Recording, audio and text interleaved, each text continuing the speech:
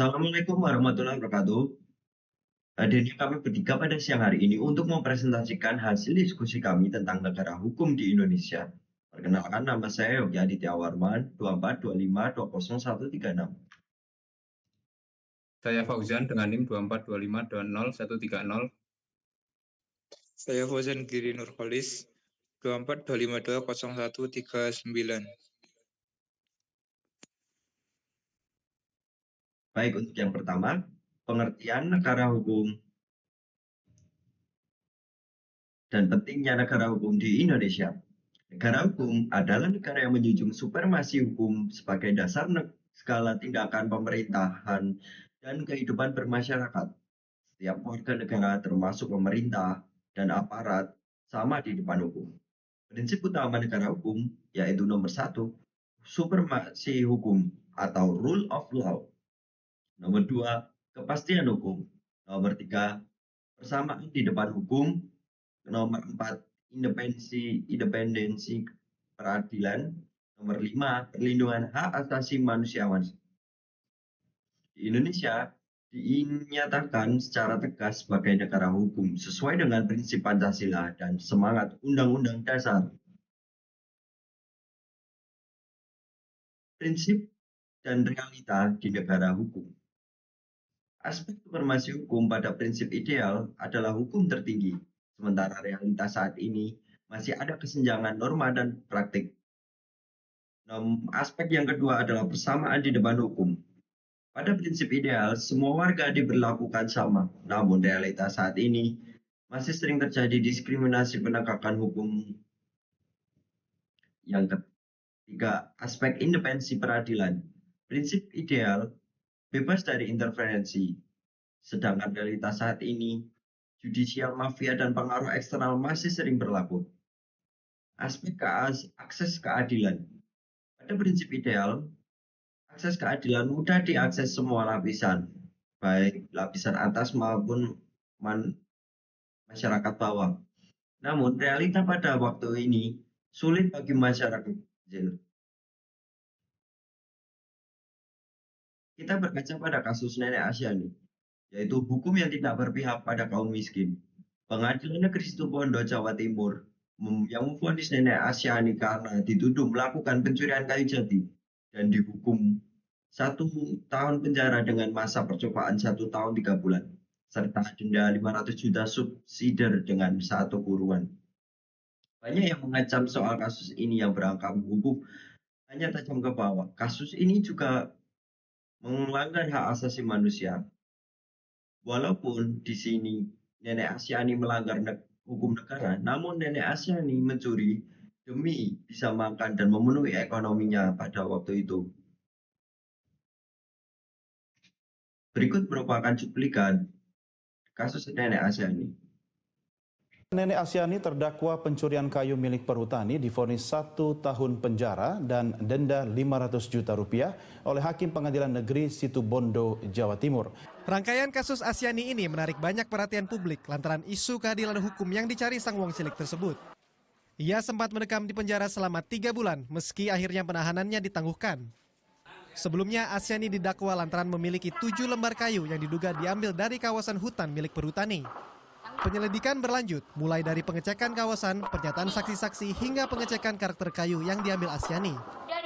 Ia pun dituntut 1 tahun penjara dan denda 500 juta rupiah dengan subsidi 1 hari karena melanggar pasal 12 Undang-Undang Nomor 18 Tahun 2013 tentang pencegahan dan pemberantasan perusakan hutan.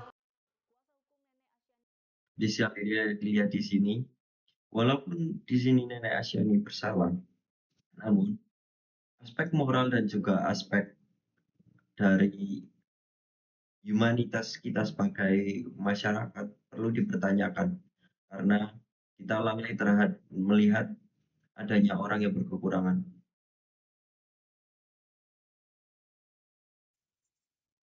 Selanjutnya kasus Harvey Mois. Pada tahun 2024, kasus besar muncul dari Selanjutnya kasus Harvey Mois. Pada tahun 2024, kasus besar muncul dari kasus korupsi perdagangan timah yang dilakukan oleh Harvey Mois. dapat merugikan negara mencapai 300 triliun dan hanya mendapatkan vonis hukuman 6,5 tahun saja, yang jauh dari kata adil dan dalam kasus ini. Berikut cuplikan dari kasus Harvey Mois. Sosok Harvey Mois atau HM, suami Sandra Dewi, menjadi tersangka korupsi tata niaga komoditas timah di BUPT Timah Tbk, tepatnya pada Rabu 27 Maret 2024. Setelah menjadi tersangka ke-16, Harvey Mois langsung digiring ke tahanan oleh penyidik Kejaksaan Agung. Dalam kasus ini, negara mengalami kerugian mencapai 271 triliun. Dilansir dari tribunnews.com, sosok Harvey Mois ini merupakan pengusaha kaya di Indonesia yang berdarah keturunan Papua, Ambon, dan juga Makassar.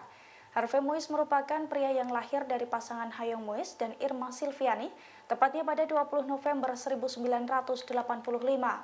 Suami selebritis Sandra Dewi ini disebut-sebut menguasai tambang batu bara di Bangka Belitung.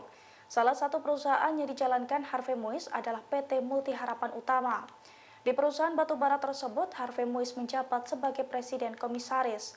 Menurut kabar yang beredar, Harvey Mois juga disebut-sebut memiliki saham di 5 perusahaan batu bara lainnya.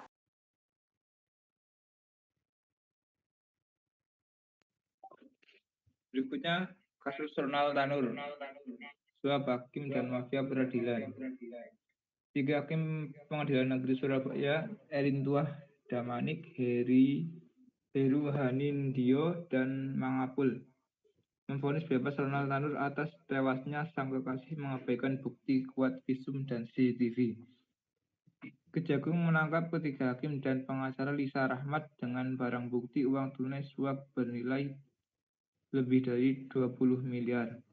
Ibu Ronald didakwa mendanai suap ex-pejabat MA Zarof Likar, turut ditangkap sebagai maklar tingkat kasasi dengan temuan nyaris 1 triliun di rumahnya.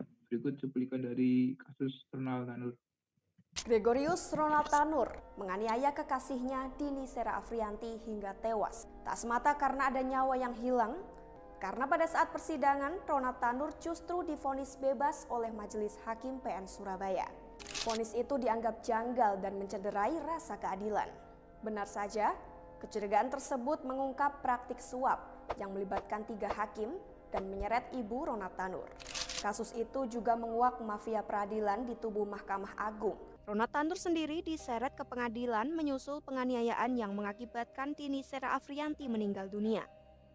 Dalam persidangan yang digelar di PN Surabaya, Ronald Tanur dituntut 12 tahun penjara oleh Jaksa Penuntut Umum.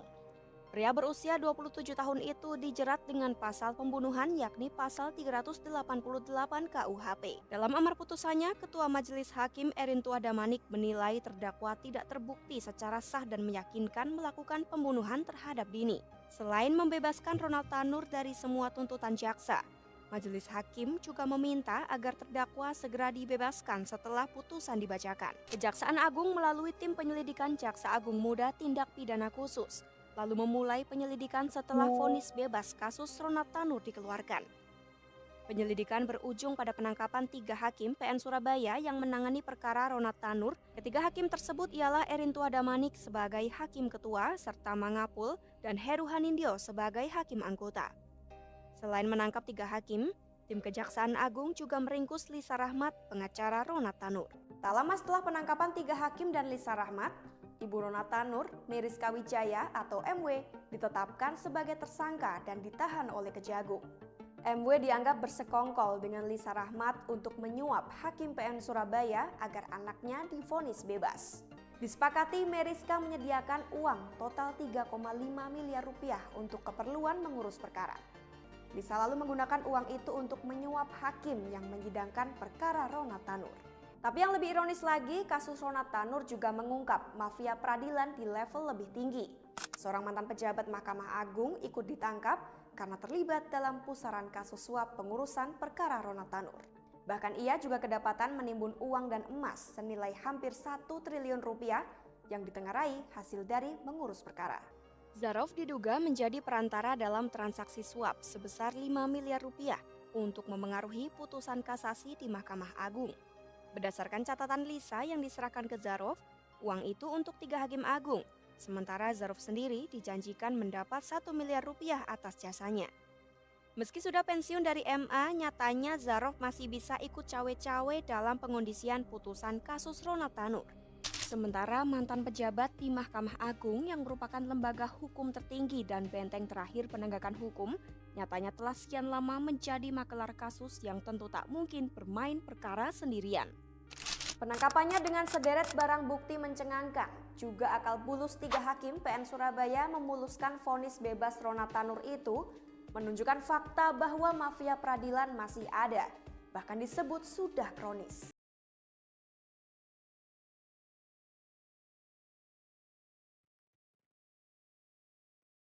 Nah, dari ketiga kasus tersebut, dampak terhadap prinsip negara hukum di Indonesia yaitu yang pertama, erosi kepercayaan publik terhadap institusi hukum.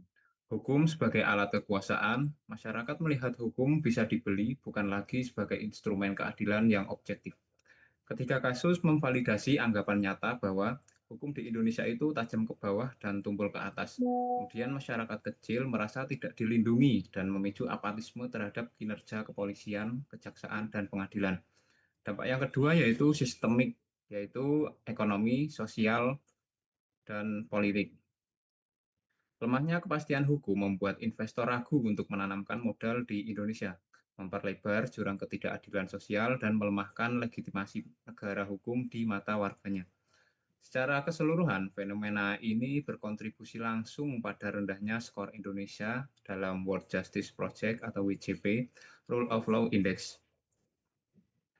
Kemudian, langkah konkret menuju negara hukum yang lebih baik yaitu yang pertama, memperkuat pengawasan internal maupun eksternal terhadap kinerja hakim, jaksa, dan polisi, kemudian memastikan digitalisasi proses peradilan untuk menutup celah praktik suap dan pungli, kemudian yang ketiga, memperketat seleksi penegak hukum dengan fokus pada rekam jejak dan etika profesional.